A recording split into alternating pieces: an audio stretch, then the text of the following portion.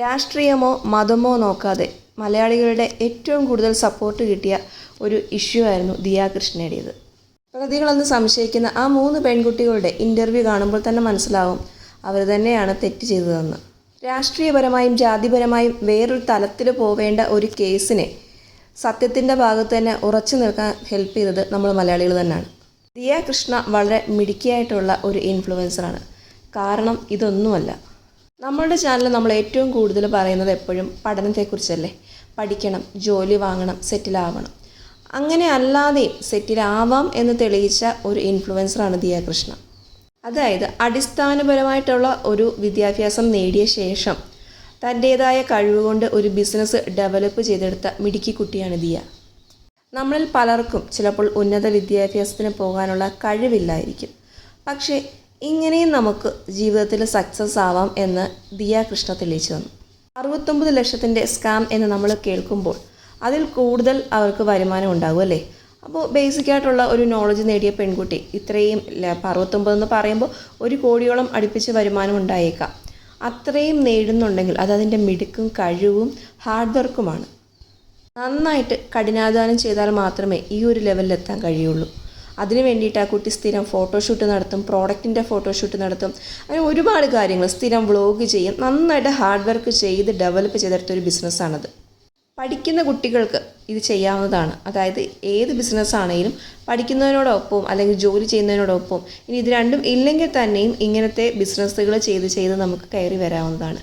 ദിയ കൃഷ്ണ ഒരിക്കലും വൻ മുതൽ മുടക്കിലൊന്നും തുടങ്ങിയ ബിസിനസ് അല്ലത്. ആദ്യം തൊട്ടേ ദിയ കൃഷ്ണയുടെ OBOC ഫോളോ ചെയ്യുന്ന ഒരാളെന്നുള്ള രീതിയിൽ ചെറിയ രീതിയിലാണ് ആദ്യം സ്റ്റാർട്ട് ചെയ്തത്. വീട്ടിൽ ഒരു റൂമിൽ സ്റ്റാർട്ട് ചെയ്തതാണ്. പിന്നീട് അത് ഡെവലപ്പ് ആക്കിയ ശേഷമാണ് പതിയെ ഓഫീസ് എടുത്ത് മാറുന്നത്. ആ ഓഫീസിലാണ് ഈ പെൺകുട്ടി 3 സ്റ്റാഫിനെ വെക്കുന്നത്. അവർ 3 സ്റ്റാഫിനെ വെക്കണം, ഓഫീസിന് വാടക കൊടുക്കണം. ഇത് കൂടാതെ സ്വന്തമായിട്ടൊരു ഫ്ലാറ്റ് എടുത്തു, ആ ഫ്ലാറ്റിന് വാടക കൊടുക്കണം. ഒരു ഇന്നോവ എടുത്തു, അപ്പോൾ അതിൻ്റെ പൈസ അടയ്ക്കണം. സ്വന്തമായിട്ട് കല്യാണം നടത്തി. ഇങ്ങനെ ഒരുപാട് കാര്യങ്ങൾ ഈ ഒരു 0 ഇൻവെസ്റ്റ്മെൻറ്റിൽ നിന്നാണ് ഈ കുട്ടി തുടങ്ങിയിട്ടുള്ളത്. അത് നമുക്കെല്ലാം റോൾ മോഡലാക്കാവുന്ന കാര്യമാണ്. പലപ്പോഴും ബിസിനസ്സിൽ ആൺകുട്ടികൾ അല്ലെങ്കിൽ പുരുഷന്മാരായിരിക്കും കൂടുതൽ മുന്നിട്ട് നിൽക്കുന്നത് അല്ലേ. സ്ത്രീകൾ വളരെ കുറവാണ്. അപ്പോൾ കേരളത്തിൽ അത്യാവശ്യം സോഷ്യൽ മീഡിയ ആക്റ്റീവായ ശേഷം ഒരുപാട് പെൺകുട്ടികളും ബിസിനസ്സിലേക്ക് വരുന്നുണ്ട്. അതിൽ ഒരു പ്രധാനി തന്നെയാണ് ദിയ കൃഷ്ണ എന്ന് പറയുന്നത്. സാമ്പത്തിക ബുദ്ധിമുട്ടുണ്ടെങ്കിലും നമുക്ക് ചെറിയ എമൗണ്ടിലൊക്കെ ചെറിയ ബിസിനസ്സുകൾ തുടങ്ങിക്കഴിഞ്ഞാൽ ഇതുപോലെ സക്സസ് ആവുന്നതാണ്. പക്ഷേ ബിസിനസ് തുടങ്ങിയാൽ മാത്രം പോരാ, നമ്മൾ അതിനോടൊപ്പം നന്നായിട്ട് ഹാർഡ് വർക്ക് ചെയ്യണം. അതിന് വേണ്ടിയിട്ട് എപ്പോഴും ഡെഡിക്കേറ്റഡ് ആണെങ്കിൽ നമുക്ക് അത്യാവശ്യം നല്ല പേയ്മെൻറ്റ് കിട്ടുന്നതാണ്. അതിന് വേണ്ടിയിട്ട് നിങ്ങൾക്ക് സോഷ്യൽ മീഡിയ യൂസ് ചെയ്യാം. സോഷ്യൽ മീഡിയ വഴിയാണ് ഇപ്പോൾ ഏറ്റവും കൂടുതൽ ഓൺലൈൻ ബിസിനസ് നടക്കുന്നത് അല്ലേ. നമ്മളൊരു ഷോപ്പ് ഇട്ട് അതിൽ സാധനങ്ങൾ വെച്ച് ബിസിനസ് ചെയ്യുന്നതിനേക്കാളും ഏറ്റവും സെയിൽ നടക്കുന്നത് ഇപ്പോൾ ഓൺലൈൻ വഴിയിട്ടാണ്.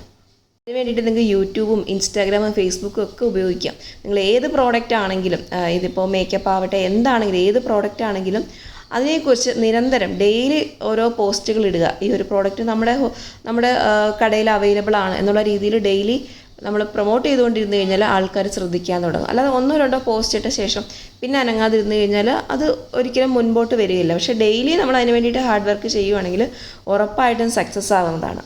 ഇനി പ്രോഡക്റ്റ്സ് വേണ്ട, നിങ്ങൾക്ക് ടീച്ചിങ് ആണ് ഇഷ്ടമെന്നിരിക്കട്ടെ.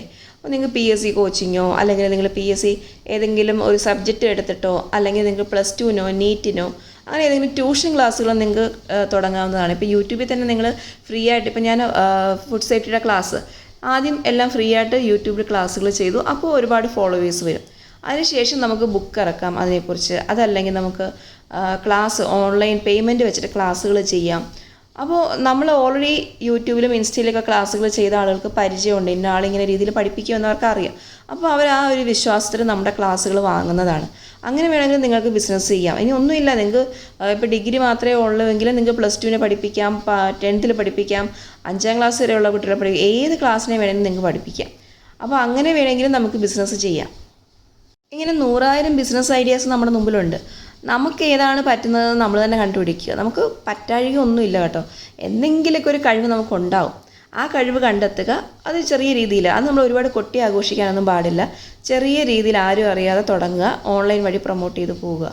പതിയെ നിങ്ങളുടെ ബിസിനസ് വളരുന്നത് കാണാം. ദിയ കൃഷ്ണ ചെയ്തതും അത് തന്നെയാണ്. ദിയ കൃഷ്ണ ഒരു സോഷ്യൽ മീഡിയ ഇൻഫ്ലുവൻസർ ആണെങ്കിൽ തന്നെയും അതോടൊപ്പം തന്നെ ആ ഒരു അവസരം അവർ നന്നായിട്ട് ഉപയോഗിച്ചു എന്ന് വേണം പറയാൻ. കാരണം ഇങ്ങനത്തെ പ്രോഡക്റ്റ് പരിചയപ്പെടുത്തുമ്പോൾ ഓൾറെഡി ഫേമസ് ആയിട്ടുള്ള ആളായതുകൊണ്ട് നമ്മൾ ശ്രദ്ധിച്ച് തുടങ്ങി. അതുകൊണ്ട് തന്നെയാണ് അവർക്ക് ഇത്രയും വലിയ ബിസിനസ്സുകൾ വന്നത്.